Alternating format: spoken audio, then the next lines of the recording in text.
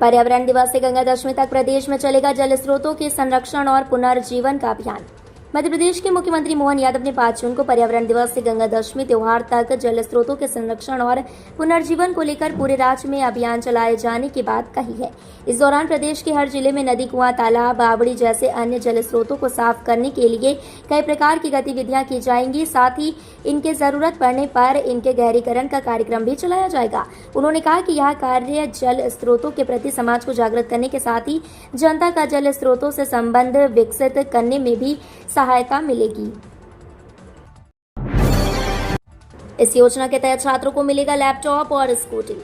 मध्य प्रदेश की सरकार द्वारा पिछले कई सालों से 10वीं एवं 12वीं के मेधावी छात्रों को अच्छे अंक लाने पर फ्री लैपटॉप प्रदान कर रही है। इसकी शुरुआत मध्य प्रदेश के पूर्व मुख्यमंत्री शिवराज सिंह चौहान जी के द्वारा की गई थी। फ्री लैपटॉप योजना के माध्यम से छात्रों को लैपटॉप दिए जा रहे हैं और अब प्रदेश के वर्तमान मुख्यमंत्री डॉक्टर मोहन यादव जी द्वारा इस योजना का लाभ प्रदेश के मेधावी छात्रों को दिया जाएगा।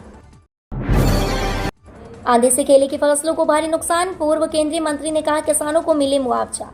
मध्य प्रदेश के बुरहानपुर जिले में आंधी तूफान से केले की फसल को भारी नुकसान हुआ है। इसे लेकर पूर्व केंद्रीय मंत्री अरुण यादव ने सरकार से मांग की है कि किसानों को सर्वे कराकर मुआवजा दिया जाए। मध्य प्रदेश में मौसम में हो रहे रोज परिवर्तन के चलते जहां आम लोगों की परेशानी बढ़ रही है, वहीं बुरहानपुर में केले की खेती करने वाले किसानों की परेशानी बढ़ गई है। दरअसल यहाँ तेज आंधी के चलते केले की फसल को भारी नुकसान हुआ है। इसको लेकर पूर्व केंद्रीय मंत्री अरुण यादव ने सरकार सर्वे कराकर राहत राशि देने की मांग की है। मध्य प्रदेश में अनुमति से 30% अधिक का भवन निर्माण 31 अगस्त तक करा सकेंगे वैध।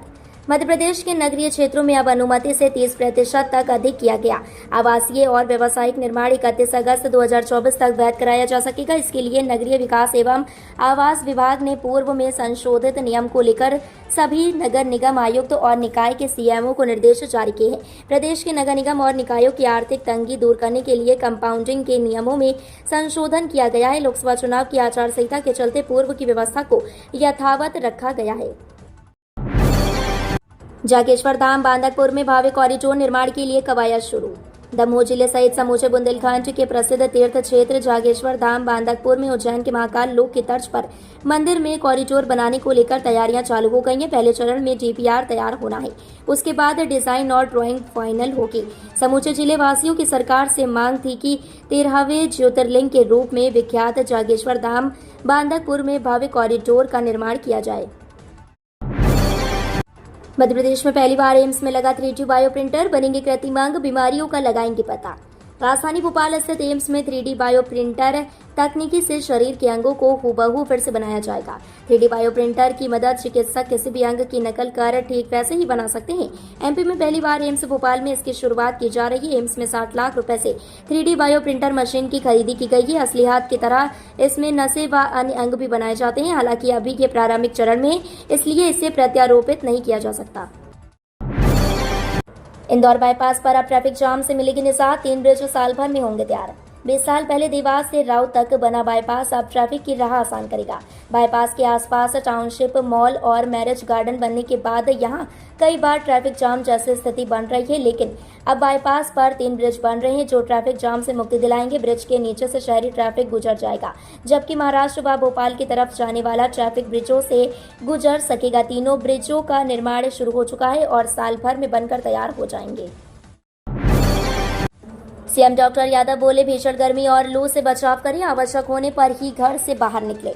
मुख्यमंत्री डॉक्टर मोहन यादव ने प्रदेश में जारी लू और भीषण गर्मी के प्रकोप के चलते प्रदेशवासियों से लू से बचाव के लिए सावधानियां बरतने की अपील की है। मुख्यमंत्री ने कहा कि वर्तमान में प्रदेश में भीषण गर्मी का दौर चल रहा है और लू का प्रकोप बना हुआ है। ऐसे में बहुत आवश्यक होने पर ही घर से बाहर निकले। उन्होंने कहा कि भीषण गर्मी में जरूरतमंद लोगों को अपने जल स्रोतों से जल उपलब्ध कराएं। जो भी लोग कठिनाई में हैं उनकी मदद करें। पौधे, पशु पक्षी आदि को भी इस कठिन दौर में जल का सहारा दें।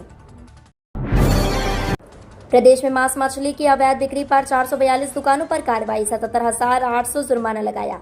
मुख्यमंत्री डॉक्टर मोहन यादव के निर्देश पर नगरीय प्रशासन विभाग द्वारा प्रदेश के सभी संभागों में मांस मछली के अवैध विक्रय पर कार्रवाई कर 17 नगर निगम, 98 नगर पालिका परिषद, 298 नगर परिषद, इस प्रकार कुल 413 निकायों में 442 विक्रय केंद्रों पर 77,800 रुपए का अर्थदंड लगाया गया। मांस मछली के अवैध विक्रय पर कार्रवाई में भोपाल संभाग में नगर पालिका निगम में 1, नगर पालिका परिषद में 18 और नगर परिषद में 35, इस प्रकार कुल 54 स्थानों पर 51 विक्रय केंद्रों पर 4,300 रुपए का अर्थदंड लगाया गया।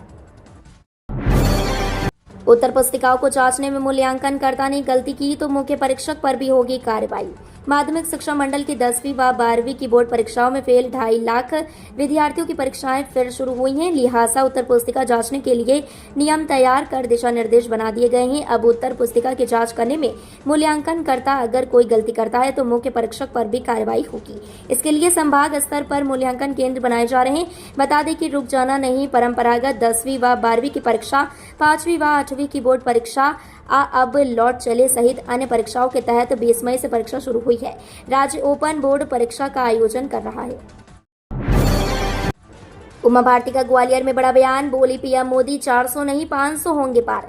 मध्य प्रदेश की पूर्व मुख्यमंत्री उमा भारती रविवार को ग्वालियर पहुंची। यहां उन्होंने जय विलास पैलेस पहुंचकर राजमाता माधवी राजे सिंधिया के निधन पर शोक व्यक्त करते हुए श्रद्धांजलि अर्पित की। इसके बाद महल से बाहर आते ही उमा भारती भावुक नजर आईं। इसके साथ ही उन्होंने बड़ा दावा किया कि पीएम मोदी इस बार 400 नहीं 500 पार होंगे। उन्होंने मीडिया से बातचीत में कहा कि मैं पूरी तरह से इस घड़ी में उनके साथ हूं। यह वादा करती हूं कि पूरे जीवन भर उनको माता पिता की कमी खलने नहीं दूंगी। इसके साथ ही पूर्व सीएम ने यह भी कहा कि मैं ज्योतिरादित्य सिंधिया में बड़ा भविष्य देखती हूं।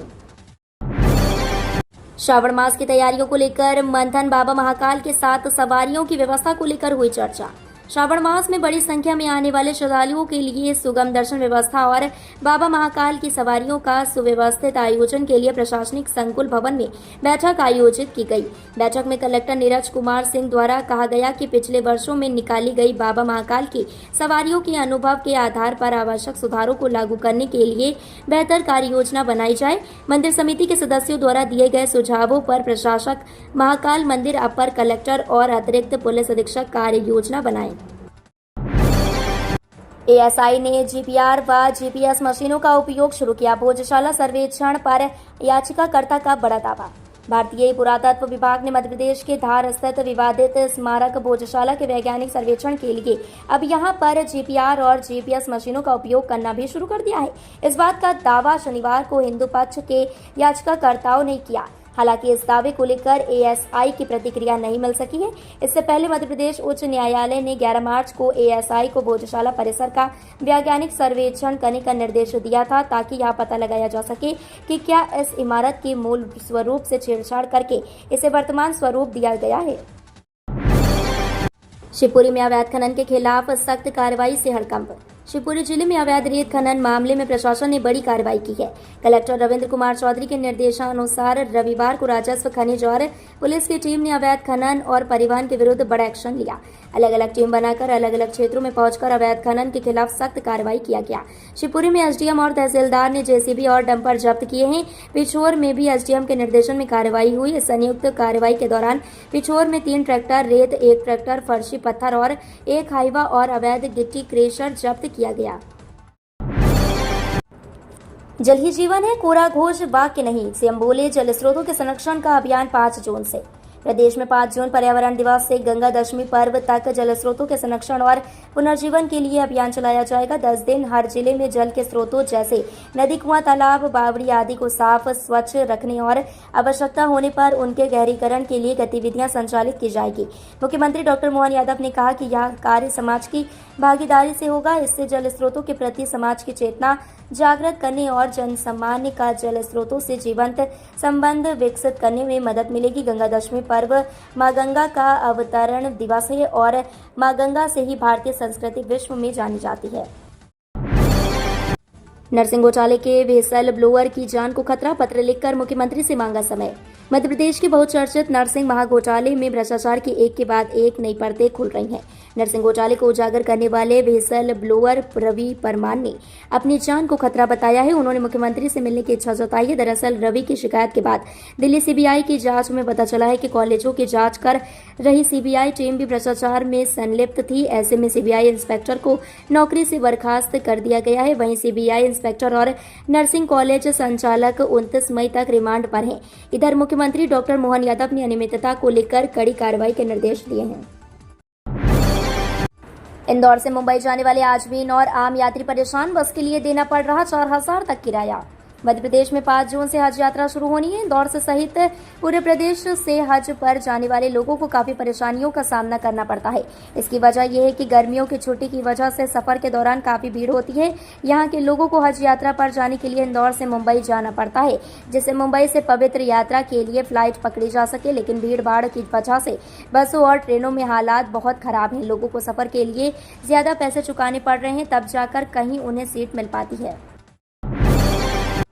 ओंकारेश्वर ज्योतिर्लिंग मंदिर परिसर में श्रद्धालुओं का हंगामा, कर्मचारियों पर लगाई ये आरोप। मध्य प्रदेश के खंडवा जिले के धार्मिक तीर्थ नगरी ओंकारेश्वर स्थित ज्योतिर्लिंग मंदिर परिसर में रविवार को श्रद्धालुओं ने जमकर हंगामा कर दिया। मंदिर में मौजूद सामान्य लाइनों में लगे भक्तों ने वीआईपी दर्शन के विरोध में जमकर नारेबाजी की। आइए जानते हैं क्या है पूरा मामला। धार्मिक तीर्थ नगरी ओंकारेश्वर में रविवार को प्रदेश सहित देश भर से श्रद्धालु भगवान ओंकार के दर्शन करने पहुंचे थे। इसी बीच मंदिर परिसर में मौजूद कर्मचारी कुछ लोगों को अलग रास्ते से बगैर लाइन के दर्शन करा रहे थे, जिसे देख घंटों अपनी बारी का इंतजार करते कतारों में लगे महाकाल के भक्तों के सब्र का बांध टूट पड़ा। हाईकोर्ट ने अवैधानिक रूप से अस्थायी परमिट जारी करने पर दिए कार्रवाई के निर्देश। हाईकोर्ट ने सागर के आरटीओ सुनील कुमार शुक्ला द्वारा अवैधानिक रूप से अस्थायी परमिट जारी करने पर उनके विरुद्ध कार्रवाई के निर्देश दिए हैं। न्यायमूर्ति जीएस आहलूवालिया की एकल पीठ ने ट्रांसपोर्ट विभाग के प्रमुख सचिव को 31 मई तक कार्रवाई रिपोर्ट पेश करने के निर्देश भी दिए। कोर्ट ने सुनील कुमार शुक्ला पर 50,000 रुपए का जुर्माना भी लगाया है। यह राशि 1 माह के भीतर हाईकोर्ट रजिस्ट्री में जमा कराने के निर्देश दिए गए हैं।